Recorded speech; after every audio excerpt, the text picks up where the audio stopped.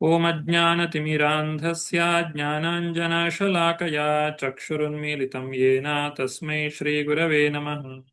ಶ್ರೀಚೈತನ್ಯಮನೋಭೀಷ್ಟಂ ಸ್ಥಾಪಿತಂ ಯೇನ ಭೂತಲೆ ಸ್ವಯಂ ರೂಪಾ ಕದಾ ಮಹ್ಯಂ ದದಾತಿ ಸ್ವಪದಾಂತಿಕಂ.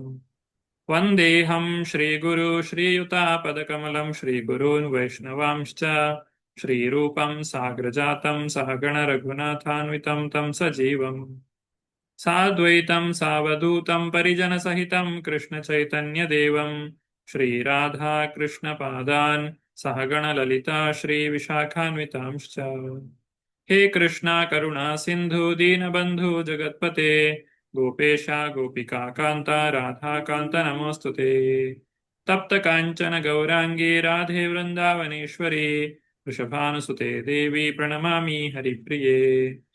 ವಾಂಛಾಕಲ್ಪತರುಭ್ಯಶ್ಚ ಕೃಪಾ ಸಿಂಧುಭ್ಯ ಏವ ಚ ಪತಿತಾನಾಂ ಪಾವನೇಭ್ಯೋ ವೈಷ್ಣವೇಭ್ಯೋ ನಮೋ ನಮಃ.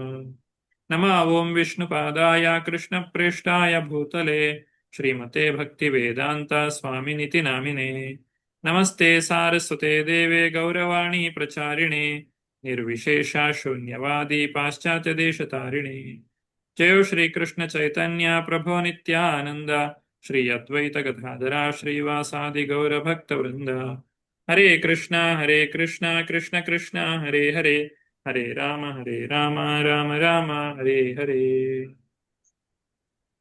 ಇಂದಿನ ಶ್ರೀಮದ್ ಭಾಗವತದ ಅಧ್ಯಯನಕ್ಕೆ ಎಲ್ರಿಗೂ ಕೂಡ ಸ್ವಾಗತ. ಕಳೆದ ತರಗತಿಯಲ್ಲಿ ನಾವು 28ನೇ ಅಧ್ಯಾಯದ ಮೊದಲ 23 ಶ್ಲೋಕಗಳನ್ನ ನೋಡಿದ್ದೇವೆ. ಇವತ್ತು ಮುಂದುವರಿಸ್ತಾ ಉಳಿದ ಭಾಗವನ್ನ 23ನೇ ಶ್ಲೋಕದಿಂದ ಮುಂದಕ್ಕೆ ನಾವು ನೋಡ್ಲಿಕ್ಕಿದ್ದೇವೆ. ಶ್ರೀಮದ್ ಭಾಗವತದ ಪುಸ್ತಕ ಇದ್ದವರು ದಯವಿಟ್ಟು ಪುಸ್ತಕವನ್ನ ತೆರೆಯಿರಿ. ಅನುವಾದವನ್ನ ಓದುವವರು ಕೈ ಮೇಲೆ ಎತ್ತಬಹುದು.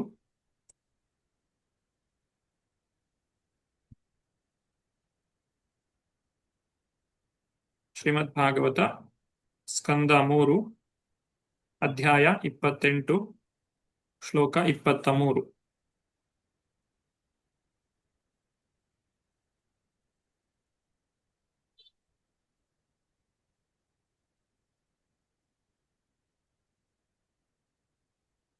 ಭಗವಂತನ ಪ್ರತಿಯೊಂದು ಅಂಗದ ಮೇಲೆ ಧ್ಯಾನವನ್ನ ಮಾಡುವಂತಹ ವಿಧಾನವನ್ನ ನಾವು ತಿಳಿದುಕೊಳ್ತಾ ಇದ್ದೇವೆ.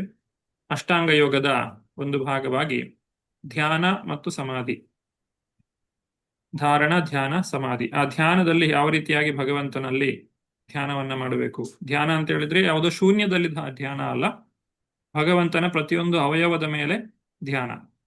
ಹಾಗೆ ಆ ಭಗವಂತನ ಚರಣಕಮಲಗಳ ಧ್ಯಾನವನ್ನ ಮಾಡುವಂತಹ ವಿಧಾನ ಮತ್ತು ಭಗವಂತನ ಪಾದದಲ್ಲಿರುವಂತಹ ಚಿಹ್ನೆಗಳು, ಅವುಗಳ ಅರ್ಥ ಏನು ಅನ್ನುವುದನ್ನ ನಾವು ಕಳೆದ ತರಗತಿಯಲ್ಲಿ ನೋಡಿದ್ದೇವೆ.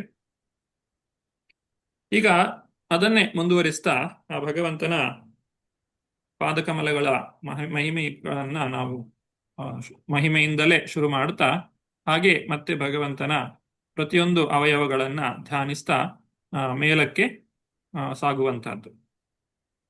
ಅದರಲ್ಲಿ 23ನೆಯ ಶ್ಲೋಕ. ಜಾನುದ್ವಯಂ ಜಲಜಲೋಚನಯಾ ಜನನ್ಯ ಲಕ್ಷ್ಮ್ಯಾಖಿಲಸ್ಯ ಸುರವಂದಿತಯಾ ವಿಧಾತು ಪೂರ್ವೋರ್ನಿಧಾಯ ಕರಪಲ್ಲವರೋಚಿಷಾಯತ್ ಸಂಲಾಲಿತಂ ಹೃದಿ ವಿಭೋದ್ರಭಸ್ವಸ್ಯ ಕುರ್ಯಾತ್. ಚಿತ್ರಮೋಹಿನಿ ಮಾತಾಜಿ. ಹರೇ ಕೃಷ್ಣ ಪ್ರಭುಜಿ. ಪ್ರಭುಜಿ. ಅನುವಾದ. ಯೋಗಿಯು ಸಕಲ ದೇವತೆಗಳಿಂದ ಆರಾಧಿತಳಾದ ಮತ್ತು ಪರಮಪುರುಷ ಬ್ರಹ್ಮನ ಮಾತೆಯಾದ ಐಶ್ವರ್ಯದ ದೇವತೆ ಲಕ್ಷ್ಮಿಯ ಕ್ರಿಯೆಗಳನ್ನು ತನ್ನ ಹೃದಯದಲ್ಲಿ ನೆಲೆಗೊಳಿಸಬೇಕು. ಅವಳು ಸದಾ ಅತಿ ಜಾಗರೂಕತೆಯಿಂದ ಪರಮಪ್ರಭುವಿನ ಪಾದ ಮತ್ತು ತೊಡೆಗಳನ್ನು ಒತ್ತುತ್ತಾ ಈ ರೀತಿ ಸೇವೆ ಮಾಡುತ್ತಿರುವಂತೆ ದರ್ಶಿಸಬಹುದು. ಹರೇ ಕೃಷ್ಣ ಪ್ರಭುಜಿ. ಹರೇ ಕೃಷ್ಣ. ಕೇಳಿಸ್ತಾ ಪ್ರಭುಜಿ? ಹೌದು, ಮತ್ತೆ ಸರಿ ಇದೆ, ಕೇಳಿಸ್ತದೆ. Thank you. ಇಲ್ಲಿ ಭಗವಂತನ ಪಾದಕಮಲಗಳನ್ನ ಲಕ್ಷ್ಮೀದೇವಿಯು ಸೇವೆ ಮಾಡ್ತಾ ಇರುವಂತಹದ್ದು.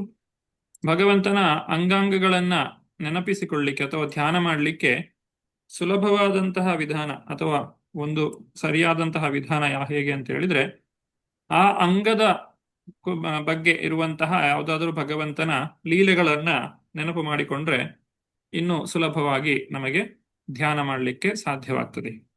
ಹಾಗೆ ಆ ಭಗವಂತನ ಪಾದಕಮಲಗಳ ಬಗ್ಗೆ ಹೇಳುವಾಗ ಲಕ್ಷ್ಮೀ ದೇವಿಯು ಭಗವಂತನ ಪಾದಗಳನ್ನ ಒತ್ತುವುದನ್ನು ನಾವು ನೆನಪಿಸಿಕೊಳ್ಳಬಹುದು. ಹಾಗೆ ಬ್ರಹ್ಮನ ಮಾತೆ ಅಂತ ಹೇಳ್ತೇವೆ. ಇಲ್ಲಿ ಭಗವಂತನ ನಾಭಿ ಕಮಲದಿಂದ ಬ್ರಹ್ಮನ ಉದಯವಾಗಿದೆ, ಬ್ರಹ್ಮನ ಜನನವಾಗಿದೆ. ಹಾಗಾಗಿ ಲಕ್ಷ್ಮೀ ದೇವಿಯನ್ನ ಇಲ್ಲಿ ಬ್ರಹ್ಮನ ತಾಯಿ ಅಂತ ಹೇಳಿ ಕರೆದಿದ್ದಾರೆ. ಮುಂದುವರಿಸ್ತಾ 24ನೆಯ ಶ್ಲೋಕ.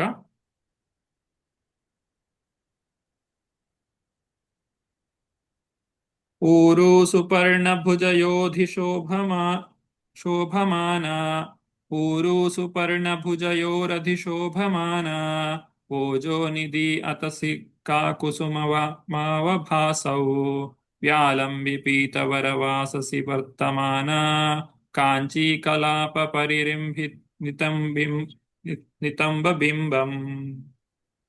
ಶುಭ ಮಾತಾಜಿ. ಹರೇ ಕೃಷ್ಣ ಪ್ರಭುಜಿ.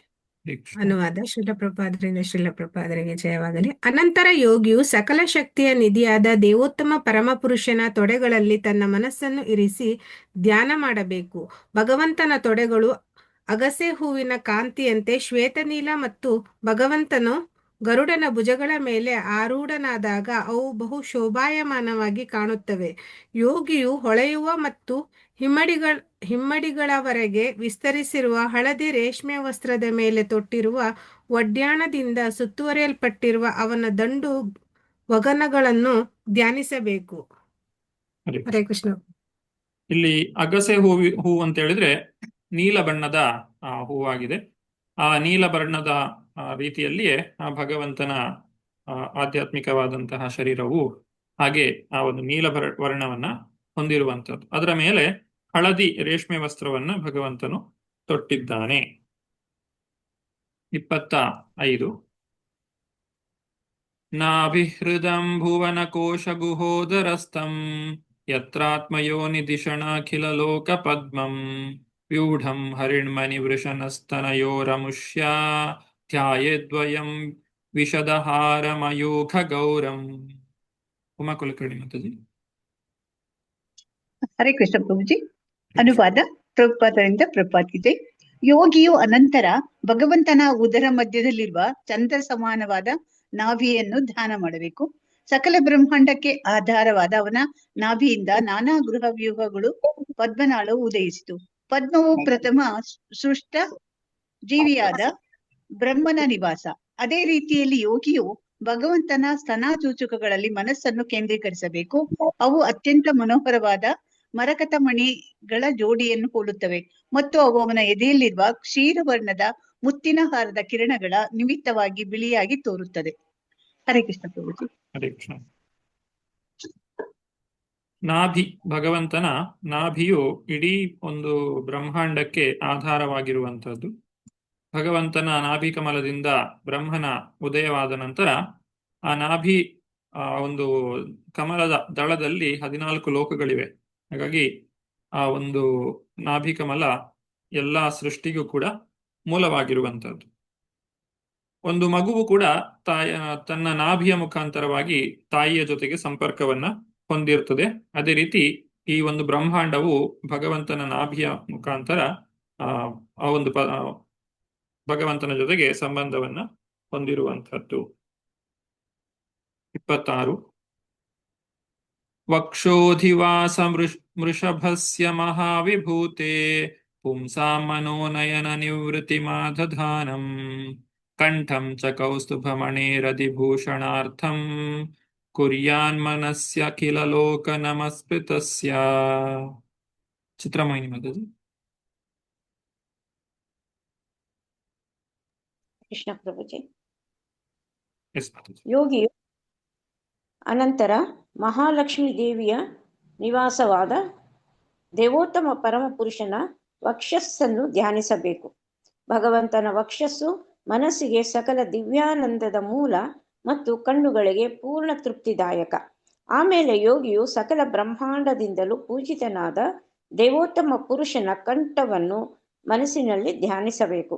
ಭಗವಂತನ ಕಂಠವು ಅವನ ವಕ್ಷಸ್ಥಳದಲ್ಲಿರುವ ಕೌಸ್ತುಭ ಮಣಿಯ ಸೌಂದರ್ಯವನ್ನು ಹೆಚ್ಚಿಸುತ್ತದೆ. ಹರೇ ಕೃಷ್ಣ ಪ್ರಭು.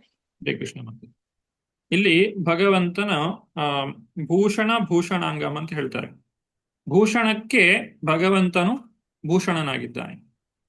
ಸಾಮಾನ್ಯವಾಗಿ ಜನರು ಆಭರಣಗಳನ್ನ ತೊಟ್ಟಾಗ ವ್ಯಕ್ತಿಯು ಸುಂದರವಾಗಿ ಕಾಣುವಂಥದ್ದು. ಆದರೆ ಭಗವಂತನಿಂದ ಧರಿಸಲ್ಪಟ್ಟಂತಹ ಆಭರಣ ಅದು ಆ ಭಗವಂತನಿಂದಾಗಿ ಸುಂದರವಾಗಿ ಕಾಣುವಂತಹದ್ದು. ಭಗವಂತನಿಗೆ ಸೌಂದರ್ಯವನ್ನು ನೀಡುವುದಕ್ಕಿಂತಲೂ ಆ ಒಂದು ಆಭರಣ ಸೌಂದರ್ಯವನ್ನ ಪಡೆದುಕೊಳ್ಳುತ್ತದೆ ಆ ಭಗವಂತನು ಧರಿಸುವ ಮುಖಾಂತರವಾಗಿ. ಬಾಹುಂಶ್ಚ ಮಂದರಗಿರೆ ಪರಿವರ್ತನೇನ ನಿರ್ಣಿಕ್ತ ಬಾಹುವಲಯಾಧಿಲೋಕಪಾಲಾನ್ ಸಂಚಿಂತಯೇದ್ದಶಶತಾರ ಮಸಸ್ಯತೇಜ ಶಂಖಂ ಚ ತತ್ಕರ ಸರೋರುಹರಾಜ ಹಂಸಂ. ಶುಭ ಮಾತಾಜಿ. ಹರೇ ಕೃಷ್ಣ ಪ್ರಭುಜಿ. ಅನಂತರ ಯೋಗಿಯು ಭೌತಿಕ ಪ್ರಕೃತಿಯ ನಾನಾ ಕಾರ್ಯಗಳನ್ನು ನಿಯಂತ್ರಿಸುವ ದೇವತೆಗಳ ಶಕ್ತಿಗಳಿಗೆ ಮೂಲವಾದ ಭಗವಂತನ 4 ಬಾಹುಗಳನ್ನು ಧ್ಯಾನಿಸಬೇಕು.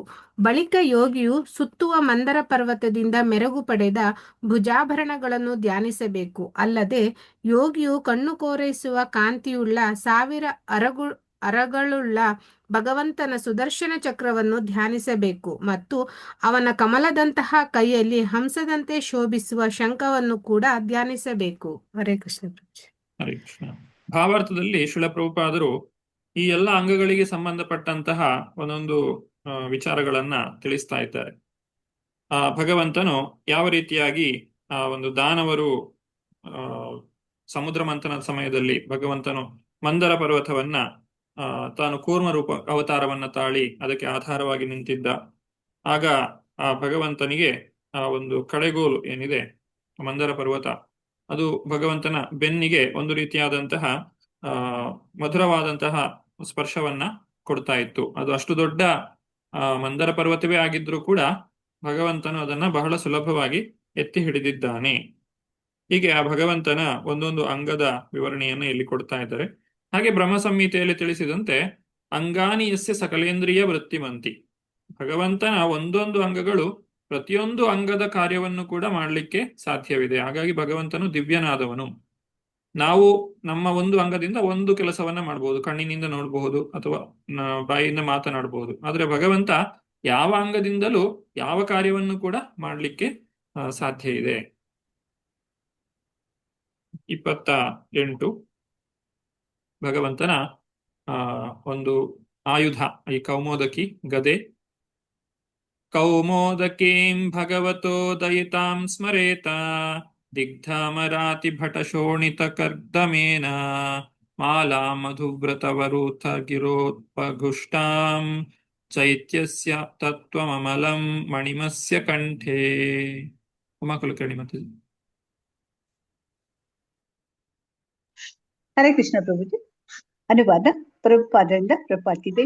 ಯೋಗಿಯು ಭಗವಂತನಿಗೆ ಬಹುಪ್ರಿಯವಾದ ಕೌಮುದಕಿ ಎಂಬ ಅವನ ಗದೆಯನ್ನು ಧ್ಯಾನಿಸಬೇಕು. ಆ ಗದೆಯು ಸದಾ ಶತ್ರು ಸೈನಿಕರಾಗಿರುವ ದಾನವರನ್ನು ನುಚ್ಚುನೂರು ಮಾಡುತ್ತದೆ ಮತ್ತು ಅವರ ರಕ್ತದಿಂದ ಸಿಕ್ತವಾಗಿರುತ್ತದೆ. ಯೋಗಿಯು ಗುಂಜಾರವ ಮಾಡುತ್ತಿರುವ ದುಂಬಿಗಳಿಂದ ಸುತ್ತುವರಿದ ಭಗವಂತನ ಕತ್ತಿನಲ್ಲಿರುವ ಸೊಗಸಾದ ಹಾರವನ್ನು ಕೂಡ ಧ್ಯಾನಿಸಬೇಕು. ಸದಾ ಭಗವಂತನ ಸೇವಾನಿರತರಾಗಿರುವ ಶುದ್ಧ ಜೀವಿಗಳನ್ನು ಪ್ರತಿನಿಧಿಸುವ ಅವನ ಕಂಠದ ಮುತ್ತಿನ ಹಾರವನ್ನು ಕೂಡ ಧ್ಯಾನಿಸಬೇಕು. ಹರೇ ಕೃಷ್ಣ ಪ್ರಭುಜಿ. ಹರೇ ಕೃಷ್ಣ. ಕಂಠದ ಮುತ್ತಿನ ಹಾರ ಇದು ಭಗವಂತನ ಭಕ್ತರನ್ನ ಅಥವಾ ಶುದ್ಧ ಭಕ್ತರನ್ನ ಪ್ರತಿನಿಧಿಸ್ತದೆ ಅಂತ ಹೇಳ್ತಾರೆ. ಒಬ್ಬ ವ್ಯಕ್ತಿಯ ಕಂಠದಲ್ಲಿ ಒಂದು ಮುತ್ತಿನ ಹಾರ ಇದ್ರೆ ಅದನ್ನ ಬಹಳ ಜಾಗರೂಕತೆಯಿಂದ ಆತನು ರಕ್ಷಣೆ ಮಾಡ್ತಾನೆ. ಅದೇ ರೀತಿ ಆ ಭಗವಂತನು ಕೂಡ ತನಗೆ ಪ್ರಿಯವಾದಂತಹ ತನ್ನ ಶುದ್ಧ ಭಕ್ತರನ್ನ ಬಹಳ ಜಾಗರೂಕತೆಯಿಂದ ಆತನು ರಕ್ಷಣೆ ಮಾಡ್ತಾನೆ. ಹಾಗೆ ಯಾರು ರಾಕ್ಷಸರು ಇರ್ತಾರೆ, ಎಲ್ಲರೂ ಕೂಡ ಭಗವಂತನಿಂದಲೇ ಸೃಷ್ಟಿಯಾಗಿರುವಂಥವರು. ಆದ್ರೆ ಆ ಒಂದು ದಾನವರು ಅವರು ಲೋಕಕಂಟಕರಾದ್ದರಿಂದ ಅವರ ಆ ಒಂದು ಏನು ಕಾರ್ಯಗಳಿವೆ ಅವುಗಳನ್ನ ನಿಲ್ಲಿಸ್ಲಿಕ್ಕೋಸ್ಕರ ಭಗವಂತನು ಅವರಿಗೆ ಮುಕ್ತಿಯನ್ನ ಕೊಡ್ತಾನೆ ಅಥವಾ ಅವರನ್ನ ಸಂಹಾರ ಮಾಡ್ತಾನೆ. ಅದರಿಂದ ಆ ಒಂದು ಕೌಮೋದಕಿ ಗದೆ ಅದು ರಕ್ತದಿಂದ ಸಿಕ್ತವಾಗಿದೆ ಅಂತ ಹೇಳಿ ಇಲ್ಲಿ ಹೇಳ್ತಾ ಇದ್ದಾರೆ. 29 ಭೃತ್ಯಾನುಕಂಪಿತ ದೇಹ ಗೃಹೀತ ಮೂರ್ತೆ ಸಂಚಿಂತಯೇದ್ ಭಗವತೋ ವದನಾರವಿಂದಂ ಯದ್ವಿಸ್ಫುರನ್ ಮಕರಕುಂಡಲವಲ್ಗಿತೇನ ವಿದ್ಯೋತಿತಾಮಲಕಪೋಲಮುದಾರನಾಸಂ. ಚಿತ್ರಮೋಹಿನಿ ಮಾತಾಜಿ.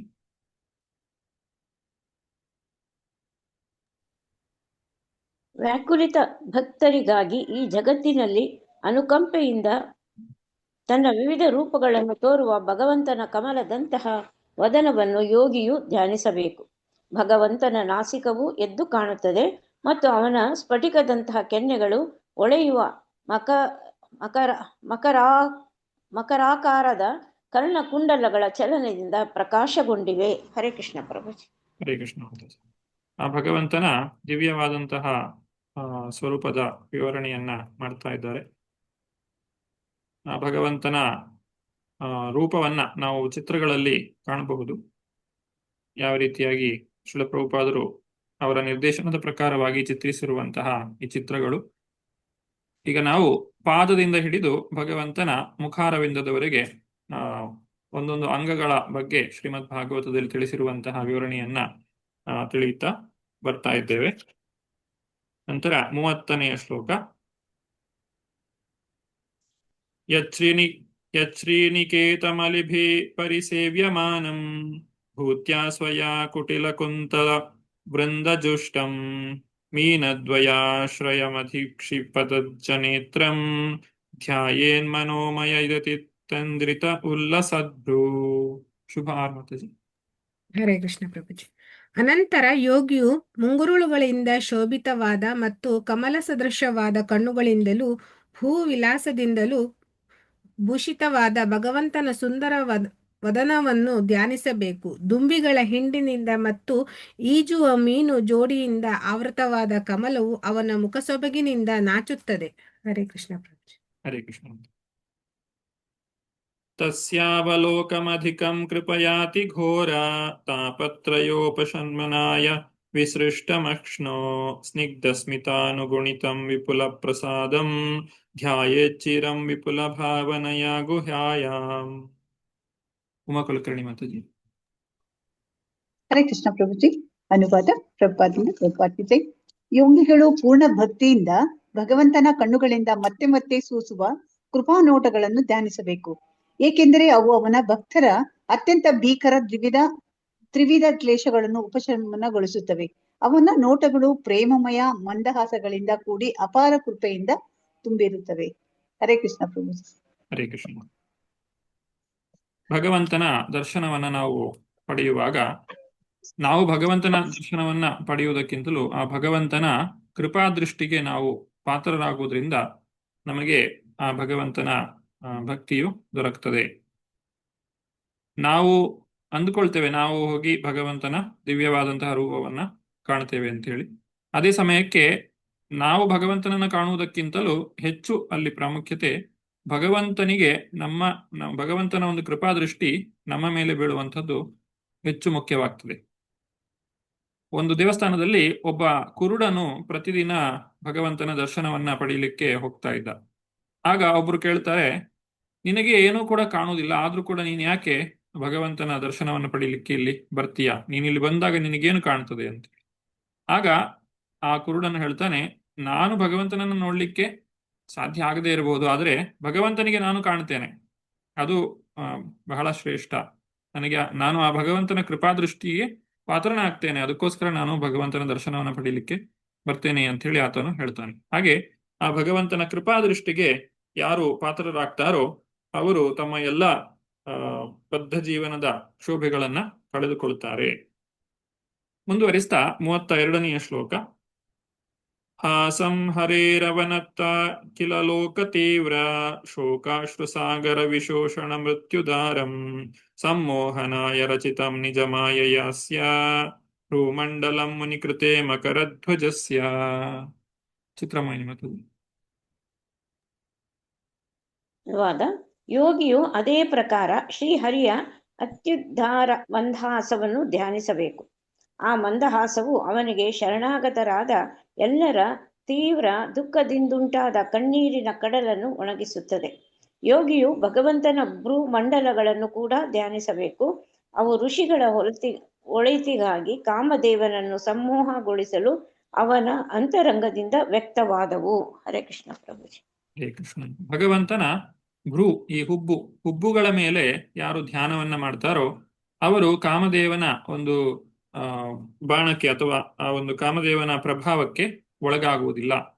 ನಾವು ಹೆಚ್ಚು ಹೆಚ್ಚು ಭಗವಂತನ ದಿವ್ಯವಾದಂತಹ ರೂಪಕ್ಕೆ ಆಕರ್ಷಿತರಾದ ಹಾಗೆ ಈ ಒಂದು ಭೌತಿಕವಾದಂತಹ ಏನು ಆಕರ್ಷಣೆಗಳಿವೆ ಅವುಗಳಿಂದ ನಾವು ಪಾರಾಗ್ಲಿಕ್ಕೆ ಸಾಧ್ಯವಾಗ್ತದೆ. ರೂಪಾದ್ರು ಬರೀತಾರೆ, ಭಕ್ತರನ್ನು ಭೌತಿಕ ಭೋಗ ಹಾಗೂ ಕಾಮಾಕರ್ಷಣೆಯಿಂದ ಮೋಹಗೊಳ್ಳದಂತೆ ರಕ್ಷಿಸುತ್ತವೆ ದೇವೋತ್ತಮ ಪರಮಪುರುಷನ ಕಣ್ಣು ಹುಬ್ಬುಗಳು ಅಂತ ಹೇಳಿ ಭಾಗವತದಲ್ಲಿ ಬರಿತಾ ಇದ್ದಾರೆ.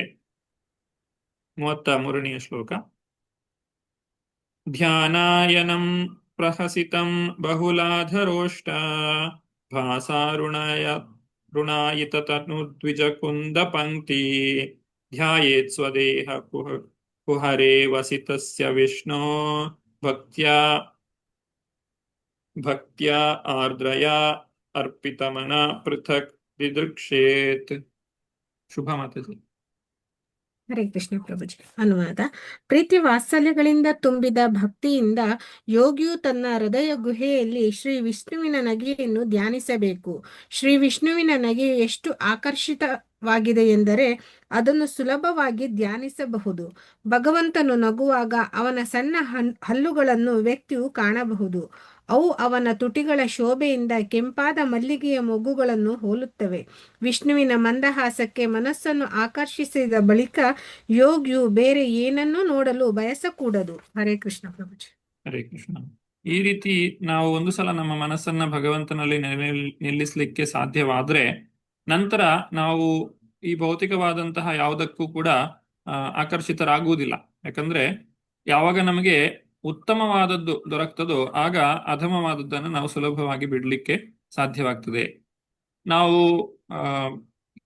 ಕೇವಲ ಒಂದು ಯಾಂತ್ರಿಕವಾದಂತಹ ವಿಧಾನದಿಂದ ಈ ಭೌತಿಕ ಆಕರ್ಷಣೆಗಳಿಂದ ದೂರವಾಗಲಿಕ್ಕೆ ಸಾಧ್ಯ ಇಲ್ಲ. ಯಾಕಂದ್ರೆ ಕೃತಕವಾಗಿ ಮಾಡುವಂತಹ ಪ್ರಯತ್ನಗಳು ಎಷ್ಟೇ ಇಂದ್ರಿಯಗಳನ್ನು ನಾವು ಇಂದ್ರಿಯ ವಸ್ತುಗಳಿಂದ ದೂರ ಇಟ್ಟರೂ ಕೂಡ ಆ ಇಂದ್ರಿಯ ವಸ್ತುಗಳ ಒಂದು ಧ್ಯಾನ ಅಥವಾ ಅವುಗಳು ಬೇಕು ಅನ್ನುವಂತಹ ಒಂದು ಯೋಚನೆ ಅದು ದೂರ ಆಗುವುದಿಲ್ಲ. ಆದ್ರೆ ಇನ್ನು ಉತ್ತಮವಾದಂತಹ ಪರಂ ದೃಷ್ಟ್ವಾ ನಿವರ್ತತೆ, ಉತ್ತಮವಾದಂತಹ ವಿಚಾರಗಳನ್ನು ನಾವು ಪಡೆದಾಗ ಅಧಮವಾದಂತಹ ಈ ಒಂದು ವಿಷಯಗಳಿಂದ ದೂರವಾಗಲಿಕ್ಕೆ ಸಾಧ್ಯವಾಗ್ತದೆ. 34. ಏವಂ ಹರೌ ಭಗವತಿ ಪ್ರತಿಲಬ್ಧ ಭಾವೋ ಭಕ್ತ್ಯಾ ದ್ರವದೃದ್ರಯ ಉತ್ಪುಲಕ ಪ್ರಮೋದಾತ್ ಔತ್ಕಂಠ್ಯ ಬಾಷ್ಪಕಲಯ ಮುಹುರರ್ದ್ಯಮಾನ ಸ್ತಚಾಪಿ ಚಿತ್ತ ಬಡಿಶಂ ಶನಕೈರ್ವಿಯುಂಕ್ತಿ. ಉಮಾ ಕುಲಕರ್ಣಿ ಮತ್ತು. ಹರೇ ಕೃಷ್ಣ ಪ್ರಭುಜಿ. ಅನುವಾದ ಪ್ರಭುಪಾದರಿಂದ ಪ್ರಭುಪಾದಿದೆ. ಈ ಕ್ರಮವನ್ನನುಸರಿಸಿ ಯೋಗಿಯು ಕ್ರಮೇಣ ದೇವೋತ್ತಮ ಪರಮಪುರುಷ ಶ್ರೀ ಹರಿಯ ಶುದ್ಧ ಪ್ರೇಮವನ್ನು ಬೆಳೆಸಿಕೊಳ್ಳುತ್ತಾನೆ. ಭಕ್ತಿ ಸೇವಾ ಮುನ್ನಡೆಯ ಹಾದಿಯಲ್ಲಿ ಅವನಿಗೆ ಹರ್ಷಾತಿರೇಕದಿಂದ ರೋಮಾಂಚನವಾಗುತ್ತದೆ ಮತ್ತು ಅವನು ಗಾಢ ಪ್ರೇಮದಿಂದ ಸತತವಾಗಿ ಸುರಿಯುವ ಅಶ್ರುಧಾರೆಯಲ್ಲಿ ಮೀಯುತ್ತಾನೆ. ಕ್ರಮೇಣ ಭಗವಂತನನ್ನು ಆಕರ್ಷಿಸಲು ಬಳಸಿದ ಮನಸ್ಸು ಕೂಡ ಗಾಳಕ್ಕೆ ಮೀನನ್ನು ಆಕರ್ಷಿಸುವಂತೆ ಭೌತಿಕ ಕ್ರಿಯೆಯಿಂದ ನಿವೃತ್ತವಾಗುತ್ತದೆ. ಹರೇ ಕೃಷ್ಣ ಪ್ರಭುಜಿ. ಹರೇ ಕೃಷ್ಣ. ಆ ಭಗವಂತನ ದಿವ್ಯವಾದಂತಹ ರೂಪವನ್ನ ಕಂಡಾಗ ಶುದ್ಧ ಭಕ್ತರು ಯಾವ ರೀತಿಯಾದಂತಹ ಅನುಭವವನ್ನ ಪಡೆಯುತ್ತಾರೆ ಅನ್ನುವುದನ್ನ ಇಲ್ಲಿ ತಿಳಿಸ್ತಾ ಇದ್ದಾರೆ. ಒಂದು ಅಶ್ರುಧಾರೆ, ಕಣ್ಣಿನಲ್ಲಿ ಕಣ್ಣೀರು, ಅದು ಆನಂದ ಬಾಷ್ಪವು ಬರ್ತದೆ. ಹಾಗೆ ಆ ಒಂದು ರೋಮಾಂಚನವಾಗುವಂತಹದ್ದು, ಹಾಗೂ ಹೇಗೆ ಒಂದು ಮೀನು ಗಾಳಕ್ಕೆ ಸಿಕ್ಕಿದ ಮೇಲೆ ಮತ್ತೆ ಅದು ಅದರಿಂದ ತಪ್ಪಿಸಿಕೊಂಡು ಹೋಗ್ಲಿಕ್ಕೆ ಸಾಧ್ಯ ಆಗುವುದಿಲ್ವೋ ಅದೇ ರೀತಿ ಒಂದು ಸಲ ನಮಗೆ ಭಗವಂತನ ಆ ಒಂದು ದಿವ್ಯವಾದಂತಹ ರೂಪದಲ್ಲಿ ಆಕರ್ಷಣೆ ಬೆಳೆಯಿತು ಅಂತಾದ್ರೆ ನಾವು ಗೆದ್ದ ಹಾಗೆ. ನಮಗೆ ಆ ಭಗವಂತನ ನಿರಂತರವಾದಂತಹ ಧ್ಯಾನ ಮಾಡಲಿಕ್ಕೆ ಸಾಧ್ಯವಾಗ್ತದೆ. 35. ಮುಕ್ತಾಶ್ರಯಂ ಯರ್ಹಿ ನಿರ್ವಿಷಯಂ ವಿರಕ್ತಂ ನಿರ್ವಾಣ ಮೃಚ್ಛತಿ ಮನ ಸಹಸಾ ಯಥಾರ್ಚಿ ಆತ್ಮಾನಮಿತ್ರ ಪುರುಷೋ ವ್ಯವಧಾನಕೆ ಮೇಕಾ ಮನ್ವೀಕ್ಷತೆ ಪ್ರತಿನಿವೃತ್ತ ಗುಣ ಪ್ರವಾಹ. ಚಿತ್ರಮೋಹಿನಿ ಮತದಿ. ಹರೇ ಕೃಷ್ಣ ಪ್ರಭುಜಿ. ಹೀಗೆ ಮನಸ್ಸು ಸಕಲ ಭೌತಿಕ ಕಲ್ಮಶಗಳಿಂದ ಸಂಪೂರ್ಣವಾಗಿ ಮುಕ್ತವಾದಾಗ ಮತ್ತು ಲೌಕಿಕ ಉದ್ದೇಶಗಳಿಂದ ದೂರವಾದಾಗ ಅದು ದೀಪದ ಜ್ವಾಲೆಯಂತಿರುತ್ತದೆ. ಆ ಸಮಯದಲ್ಲಿ ಮನಸ್ಸು ಪರಮಪ್ರಭುವಿನೊಂದಿಗೆ ವಾಸ್ತವಿಕವಾಗಿ ಸಂಯುಕ್ತವಾಗಿರುತ್ತದೆ ಮತ್ತು ಅದು ಅವನೊಂದಿಗೆ ಅಭಿನ್ನವೆಂಬ ಅನುಭವ ಬರುತ್ತದೆ, ಏಕೆಂದರೆ ಅದು ತ್ರಿಗುಣಗಳ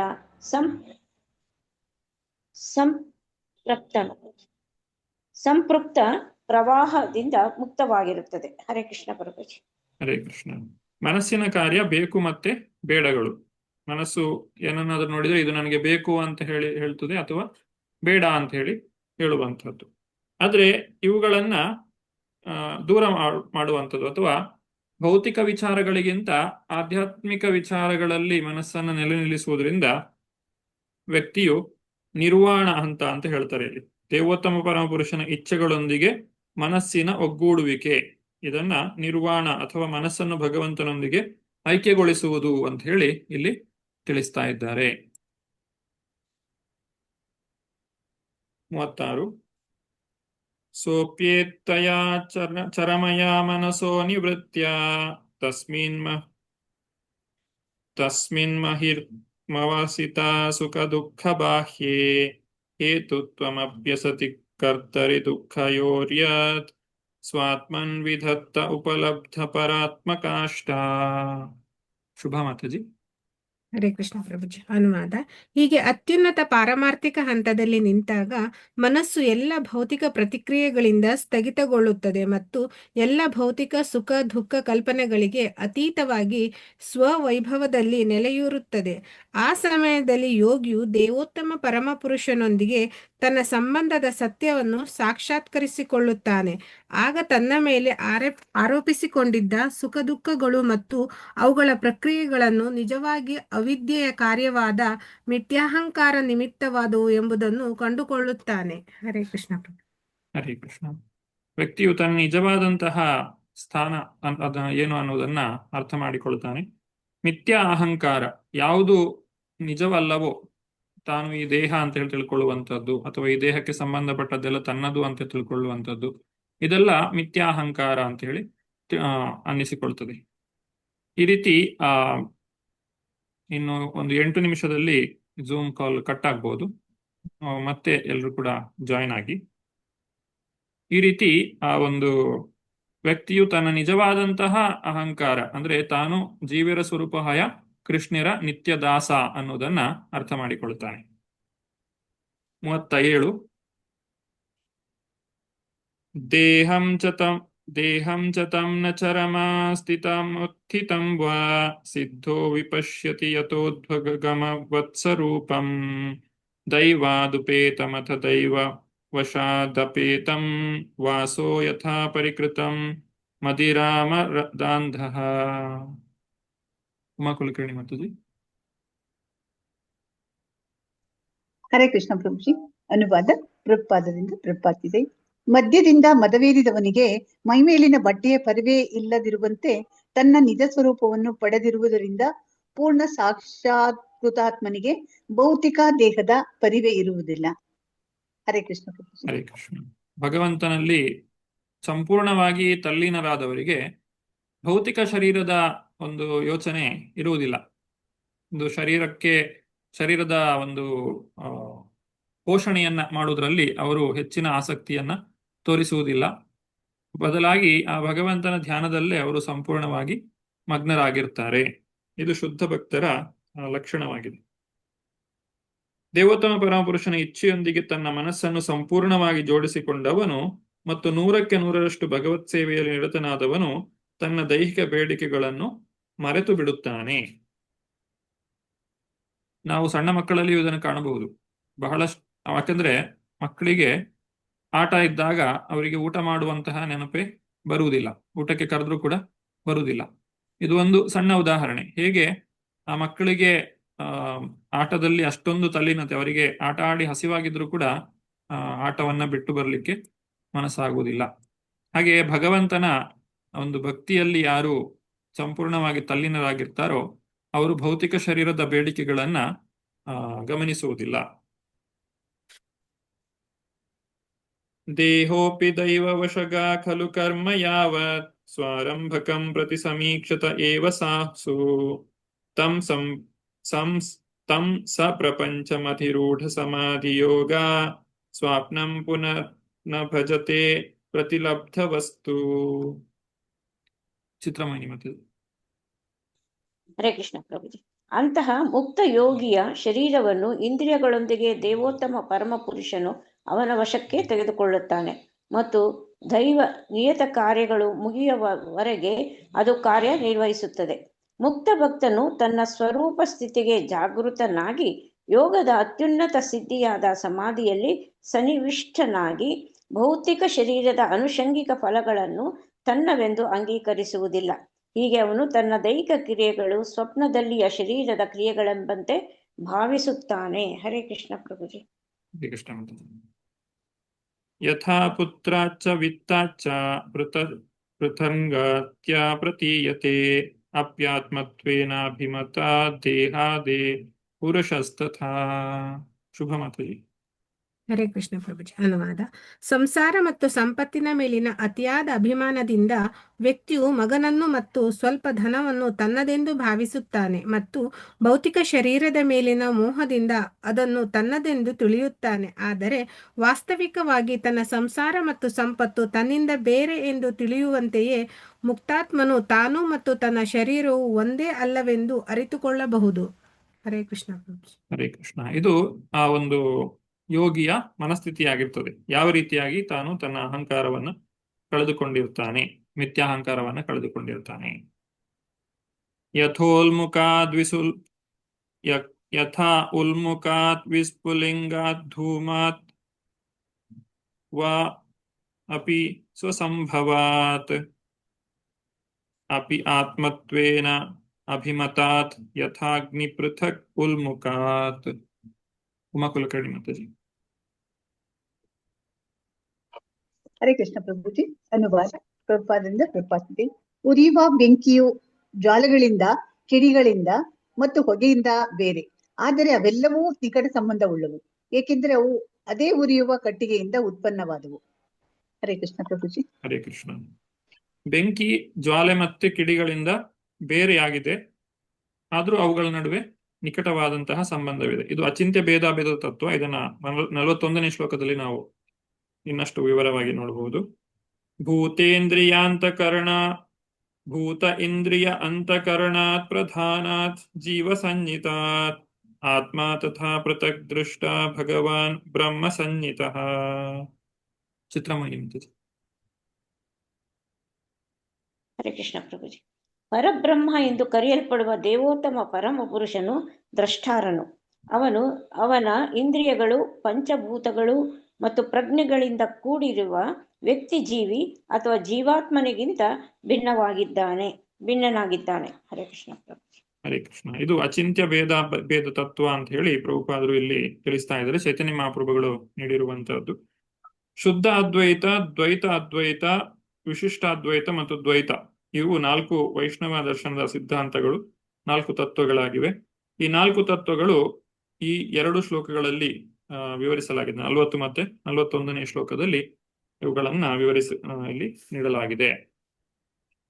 ಸರ್ವಭೂತೇಷು ಚಾತ್ಮಾನಂ ಸರ್ವಭೂತಾನಿ ಚಾತ್ಮನಿ ಈಕ್ಷೇತಾನನ್ಯ ಭಾವೇನ ಭೂತೇಷ್ವಿಹ ತದಾತ್ಮತಾಂ. ಶುಭ ಮಾತಾಜಿ. ಹರೇ ಕೃಷ್ಣ ಪ್ರಭುಜಿ. ಯೋಗಿಯು ಅದೇ ಆತ್ಮವನ್ನು ಎಲ್ಲ ಅಭಿವ್ಯಕ್ತಿಗಳಲ್ಲಿ ಕಾಣಬೇಕು, ಏಕೆಂದರೆ ಇರುವುದೆಲ್ಲವೂ ಭಗವಂತನ ನಾನಾ ಶಕ್ತಿಗಳ ಅಭಿವ್ಯಕ್ತಿ.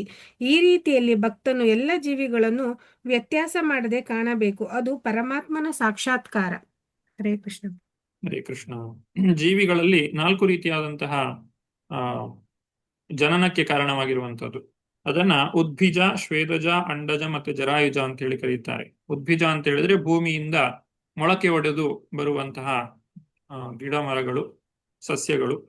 ಹಾಗೆ ಶ್ವೇದಜ ಅಂತ ಹೇಳಿದ್ರೆ ತೇವಾಂಶ ಇದ್ದಲ್ಲಿ ಬೆಳೆಯುವಂತಹ ಹೇನು ಮುಂತಾದ ಜೀವಿಗಳು. ಹಾಗೆ ಅಂಡಜ, ಮೊಟ್ಟೆಯನ್ನ ಒಡೆದು ಬರುವಂತಹದ್ದು. ಜರಾಯುಜ ಅಂತ ಹೇಳಿದ್ರೆ ಪ್ರಾಣಿಗಳಲ್ಲಿ ಗರ್ಭದಲ್ಲಿ ಗರ್ಭದ ಮುಖಾಂತರವಾಗಿ ಜನ್ಮವನ್ನ ಪಡೆಯುವಂತ ಜೀವಿಗಳು. ಈ 4 ರೀತಿಯಾದಂತಹ ಜೀವಿಗಳು 84 ಜೀವರಾಶಿಗಳಲ್ಲಿ ಕಂಡು ಬರ್ತದೆ. ಇನ್ನು 1 ನಿಮಿಷದಲ್ಲಿ ಇದು ಕಾಲ್ ಕಟ್ ಆಗ್ತದೆ. ಇನ್ನು 2 ಶ್ಲೋಕಗಳು ಮಾತ್ರ ಬಾಕಿ ಇವೆ.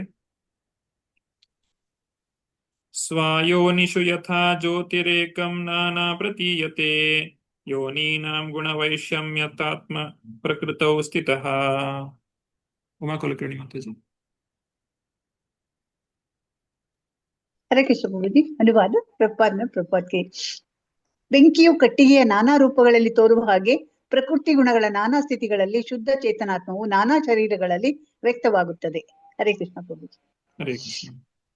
ಯಾವ ರೀತಿ ಬೆಂಕಿ ಬೇರೆ ಬೇರೆ ಪ್ರಕೃತಿ ಗುಣಗಳಲ್ಲಿ ಕಾಣಿಸ್ತದೆ, ಅದೇ ರೀತಿ ಚೇತನಾತ್ಮ ಒಂದೇ ಆಗಿದ್ರು ಕೂಡ ಹೇಗೆ ಬೆಂಕಿ ಒಂದೇ ಆಗಿರ್ತದೆ, ಆದ್ರೆ ಬೇರೆ ಬೇರೆ ವಸ್ತುಗಳನ್ನ ಅದು ಸುಡುತ್ತದೆ, ಅದರಲ್ಲಿ ಆ ಬೆಂಕಿಯು ಕಾಣಿಸಿಕೊಳ್ತದೆ.